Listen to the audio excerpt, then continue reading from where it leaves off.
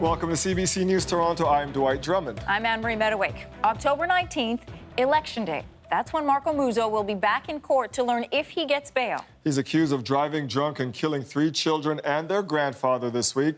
Shannon Martin was in Newmarket Court today. She joins us live now from the newsroom. And Shannon, Muzzo has hired one of the most well-known lawyers in this country. Dwight, it's Brian Greenspan. He's very well known. He's actually got a team of 5 lawyers working the case. The court appearance was quick, less than 5 minutes. It was outside the courthouse that quickly turned chaotic. Instead of walking down the aisle in 2 weeks, Marco Muzzo's fiancée, Taryn, will likely be here, amid another swarm of reporters at the Newmarket Courthouse. Inside, Muzzo appeared before a justice of the peace, looking exhausted in a T-shirt and jeans. Only briefly did he glance at his family in the front row. Marco is, first of all, devastated by the horrific loss of life and has expressed to me on numerous occasions his condolences and sympathy to the family. Muzzo himself is getting very little sympathy from the public. Earlier this week, CBC reported his previous brushes with the law, public drunkenness and distracted driving. Then there's the unconfirmed reports about his activities leading up to the deadly crash. Where was his wife coming from, Mr. Greenspan? No, there's not going to be any responses to specific factual questions. We have not received until this morning police disclosure. Police did reveal a key piece of evidence: Muzzo's vehicle caught fire.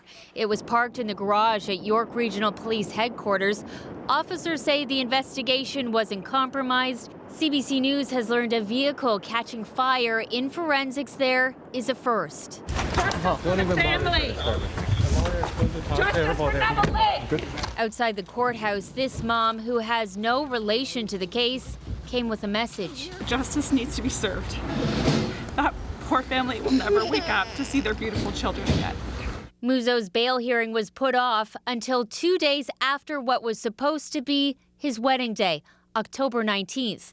That also happens to be Election Day.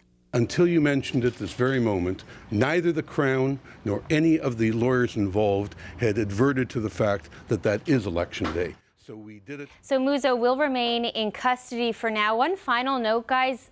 Mad Canada was there today. They say cases like this can often drag out for 2 to 3 years. They've reached out to the Neville Lake family to offer them support during this process. Dwight. All right, thank you, Shannon. A public visitation will be held in Brampton this weekend before the 4 victims of the crash are laid to rest privately. Last night, a vigil was held in their honor. There will forever be an empty spot in our lives because we have lost our children and parent. They can never be replaced. Really good friends. Very good family. You're right, they were. They are. They're still a good family. Close family friends remember Gary Neville and 3 of his grandchildren, Daniel, Harry, and Millie Neville Lake. They were killed in the collision. The children's parents were there along with hundreds of supporters. This weekend, 2 public visitations will be at the Brampton Funeral Home and Cemetery. Full details for that can be found on our website. And the GoFundMe campaign for the Neville Lake family has now topped $230,000. We have a link to it on our website. Just head to cbc.ca/Toronto.